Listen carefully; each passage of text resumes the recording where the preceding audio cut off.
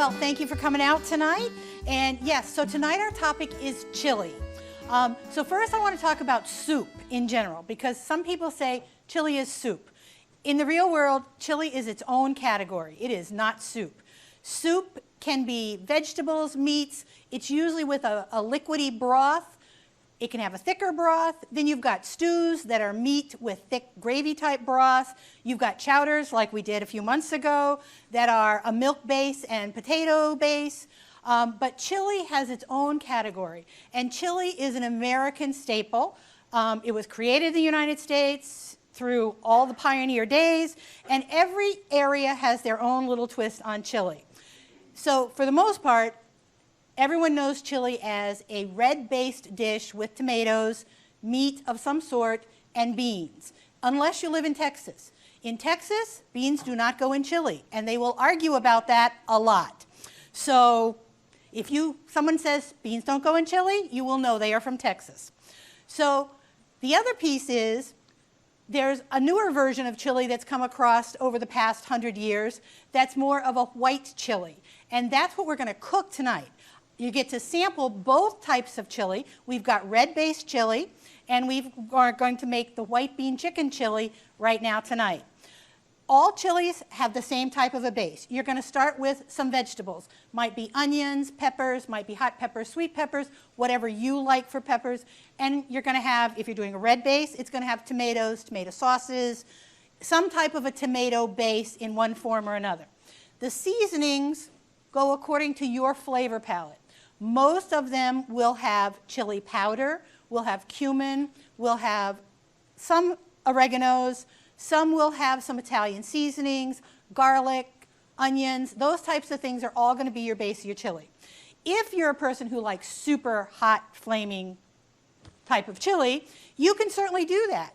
You just add spicier ingredients. You can add cayenne pepper. You can add any type of hot peppers, from it being chilies, jalapenos, poblamos, any kind of chili peppers or hot peppers that you like, maybe some you grow in your garden, you can put those in your chili. My house is a very mild, no heat kind of house, so we will never do the hot kind of stuff. Some people like to have hot sauce on their chili, so there's all those options. So what you have in your recipes for tonight, first I'll go over just the beef chili. And it starts with just that, meat, onions, green peppers, and then all your tomato bases and your seasonings and spices. It's got beef broth in it because chicken broth is a lighter broth, beef is a heartier, so that goes more with the tomato. So that's what you'll be sampling in a little bit. But right now, I'm going to get this burner turned on, and we're going to go right into, if I can find it on the right page, I'm getting the wrong one, right to our white bean chili. So my burner needs to come on here and heat for a moment. Now this is a recipe that you can make from start to finish in less than 30 minutes. So for me, that's always great. I'm not a big, huge crock pot cooker because I can usually do stuff on my stove or in my oven for faster than what it's going to take in the crock pot. I use the crock pot for carrying dishes places and reheating things, but this is my soup friend, as you've seen. I think this is our 4th time cooking in this lovely pot. It's big, it goes everywhere, it cooks everything. But you have to remember it's heavy. And I'll tell you a little secret about this type of pan. When you're flipping it over, washing it, don't put your thumbs in here, because if it flips really quickly, you can break your thumb very quickly. I have not done it, but I know people who have. So remember that, because it is weighted, and if that weight goes to flip over, you can't get your thumb out of there fast enough. So caution. But it is a great pot, and this time of year, you will find cast iron pots on, enameled cast iron pots on sale at a lot of places. So if you're looking to give one to someone for a gift or buy one for yourself, keep your eye out. Now's the best time to do that.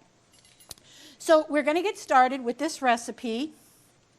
We're still not quite hot enough, but I'm going to put my oil in. So we're going with a tablespoon of oil, which I know is about 2 swirls around this pot. So because I've measured it out so many times, I know that's my tablespoon.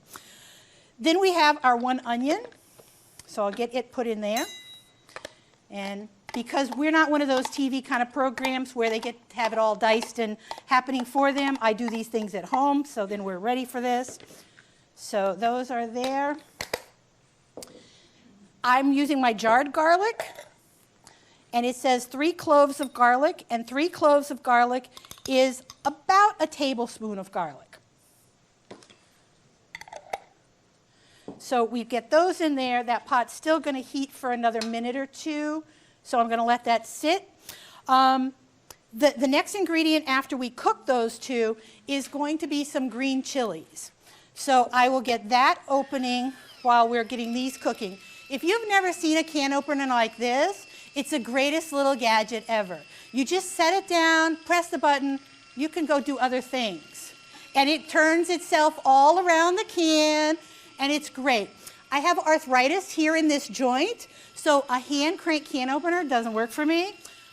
And this little gadget here is under 20 bucks. And it runs on batteries, you can take it anywhere, it's great.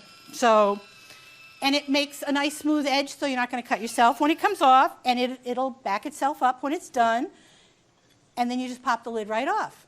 So, great, quick, easy kitchen gadget. So again, if you're looking for something for somebody for a gift at Christmas, that's a great kitchen tool. So I like showing you those kind of things. All right, I think our pot's starting to get hot here. Like most things with the enameled cast iron, you don't want to be using metal utensils in it. You want to be using a wooden utensil or a silicone utensil that can handle a high temperature, because normal plastic kind of utensils can tend to melt and will leave residue in there. So you want a high temperature silicone or wooden utensils. So this is my general soup spoon that I use, because it's got a nice flat bottom so I can scrape around when I need to. I can toss things around easily. I hear my onions starting to sizzle now, so they're getting places. So we're just going to cook the onions for a couple of minutes till they get a little translucent, and that happens very quickly because this can get really good and hot.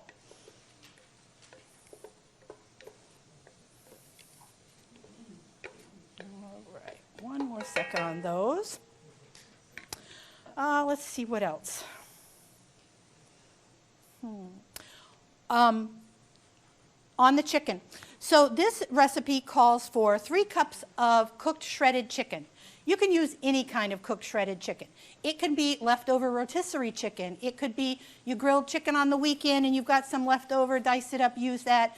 If you're cooking chicken just for this, 2 chicken breasts will give you about 4 cups of shredded chicken. So 1.5 is kind of what you need for this recipe. All right, my onions are where they need to be. So now I'm going to toss in my chilies. That spoon's too big. So they're all in there. Give that a little stir. Now I measured out all of the herbs and spices ahead of time. So in here is cumin, oregano, chili powder. And if you look on your recipe, it says chili pepper. That's a typo. It should say chili powder. So take your pen and write down powder.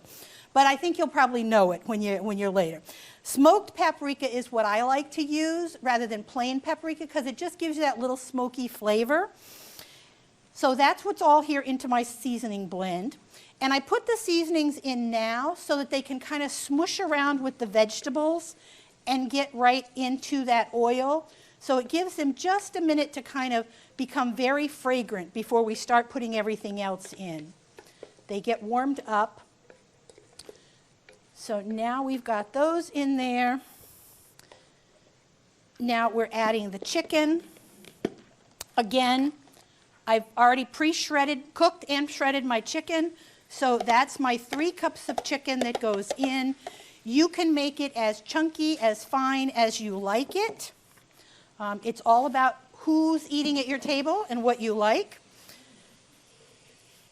Then we're going to get the chicken broth in here. And we need 4 cups of broth. And if I read, this is 4 cups of broth.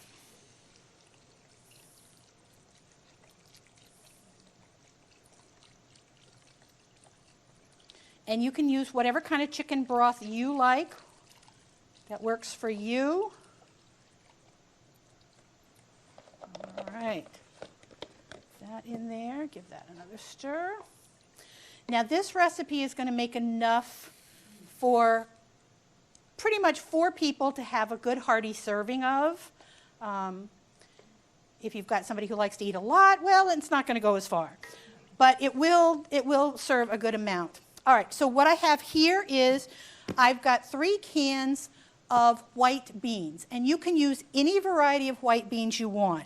So in here I have cannelli beans and navy beans are my combination. Sometimes I'll just use 1 bean, sometimes I'll use 2.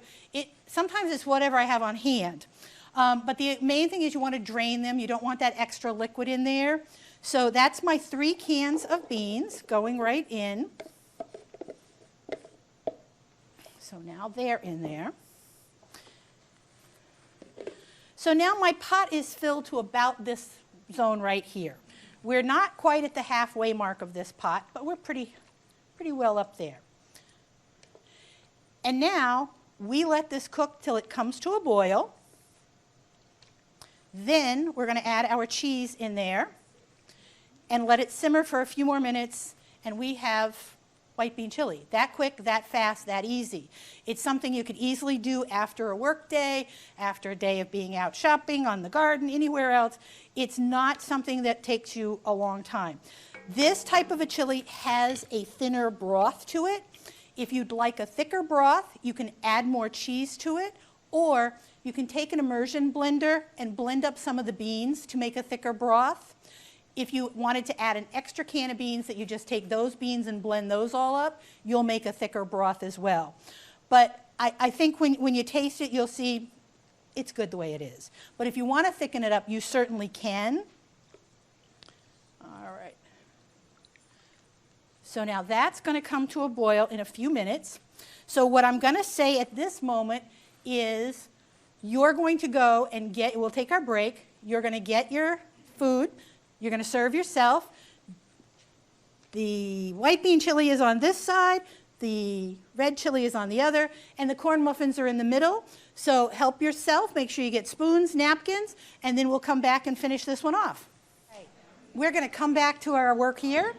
Our chili has been simmering for the time that you were busy getting your goods, and now it's time to literally just turn it off. So work that right to turn it off. Then I put my cup of cheese right in there.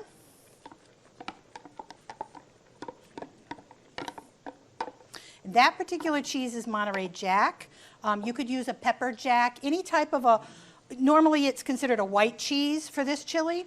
And then you're just going to stir it until the cheese has melted right in and blended into the sauce.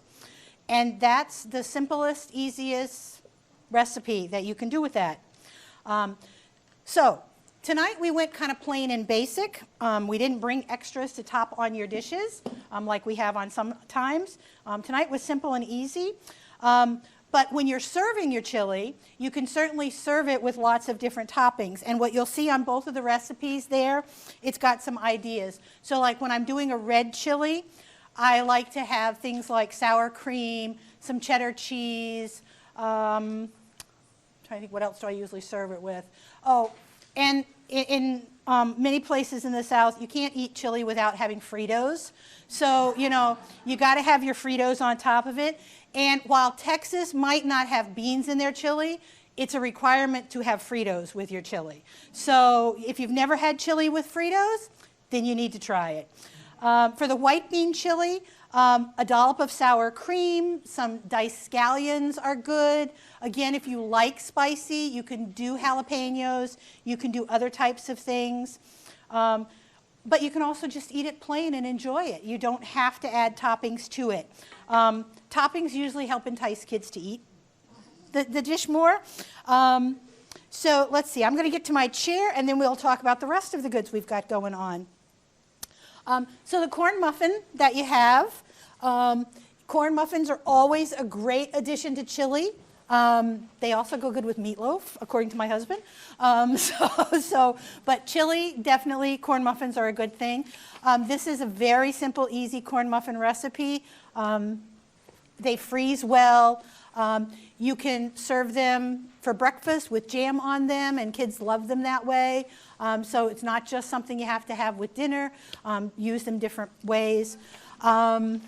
So we always talk about what do you do with leftovers, because I'm a big fan of, you're going to use every drop of what you've made in that pot. You're not throwing out or wasting any of it.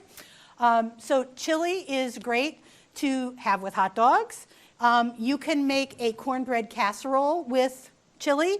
Take your cornbread recipe, put 2 cups of chili on top of it in a baking dish and let it bake, and it'll bake all together as a cornbread casserole. Add some cheese on top. That's simple and easy. The kids in my house always make chili cheese nachos, so that's always a favorite lunch, to make nachos with the leftover cheese. Because your red-based chili, you've got meat, tomatoes, vegetables, all in there. So you could put that into a burrito. You could put it into any other kind of a dish that you're going to use meat and sauce. So that's an easy one to do. They put it on pizza at my house, you know. They make chili cheese pizza. That's always a thing. The white bean chili, for the most part, we just eat that as chili because we just love it that way. But it is one that you could mix into a casserole as well. You could throw pasta into that and some more cheese and put it into a casserole dish and bake it. You've got your meat, your cheese, pasta. That's another way to use it. Both of those recipes, you can freeze it. So you can freeze it into individual servings if you want to pull it out later, into larger servings. It reheats wonderfully in the microwave. It's very versatile. It's very hearty. It's great for the cold nights that we know are coming and the snow that's going to come eventually. So it is a nice hearty meal that's quick and fast and easy. So now, Kristen, if we could get you to do our microphone time. Anybody who has questions, Kristen will bring you the microphone. Remember that you're not going to hear your voice in the microphone, but they hear it in the sound room. So just speak loudly so I hear your question. I'm just curious how you determine whether you're going to dice your garlic or use garlic powder. How do you decide whether you want diced garlic or garlic powder? Totally, it's a preference. Most soups, stews, those types of recipes are going to ask you for pressed garlic, diced garlic, minced garlic, because you want that texture in there. If you're making something like a casserole, you might not want the crunchiness of it. You might just want the powder. But really, they're interchangeable. So it's whatever you like. If you don't like the little chunks of garlic, powder is perfectly fine to substitute anytime. Thank you. Yep. Who else has a question tonight? I remembered what you were saying about the leftovers and so on, and I don't have any problem with changing it up, but would you say certain recipes are more recommended for certain changes, like a certain kind of chili working better for chili nachos down the road, or a certain kind of chili working better for cornbread casserole, like you were saying? Really? So how can you use your leftovers? And no one recipe is going to work any different than the other. If you've got a chili that's really super thick and dry, then you might need to add a little moisture to it, such as you might need to add a little tomato juice or tomato sauce. If it's too thick and condensed, then it's not going to bake as well. But if it's the consistency of either one of these, it's going to be fine. And as it sits overnight in the refrigerator, the beans will absorb some of the moisture, but it still works just fine. All right, anybody? All right, over here we've got questions. Oh, wait for her to give you the mic. Wait. That's okay. We don't take away points. Hi, you say your children use it to make pizza. Yes. What kind of cheese do they use? They use mozzarella. So that to make a pizza, they take whatever pizza crust we have. I normally have pizza crust in my freezer that we take out and thaw, and they make dough already set. So it's just spread your dough out onto your pan, spread your chili right on top, and put some mozzarella cheese and bake it. And you've got a great, quick, fast, easy pizza. It's already got meat, it's got sauce, it's fast and easy. And it's something that most of the kids love. All right. So for the white bean chicken chili, can we substitute in ground turkey meat? You can. You could use ground turkey, ground chicken, any type of what's considered white meat is perfectly acceptable. And really, I mean, it's a chili recipe. You could use ground beef if you wanted to. It's just going to have a little different flavor and consistency. But yeah, any type of white meat is fine. Yeah, the same. When I say white meat, I mean chicken in general. You know, if you've got chicken thighs in your freezer, put them in there, use it. You know, it's whatever kind of chicken you want to go with is good. Yep. Anybody else for a question for us tonight? All right. We've got another one. Yes, you had us change from chili pepper to chili powder. What is the difference to you? Chili powder is what you're going to find in the spice aisle that's going to be ground chilies that are in a powder form. Where it says chili pepper, that was totally a typo. So it shouldn't have said chili pepper. But chili pepper is when you're using any type of a chili that is a pepper, such as the little hot peppers. Right. I don't want the hot peppers in there. Chili powder, that's what you want to use. All right. So if you've got no more questions, then you enjoy the rest of your sampling. And we will be back here next month doing tomato soup and a twist on grilled cheese sandwiches to go with the tomato soup. So because, according to my husband, you cannot eat tomato soup without a grilled cheese. And my daughter-in-law thinks the same. So we'll make sure there is a twist on those. So thank you so much for coming and enjoy your holidays.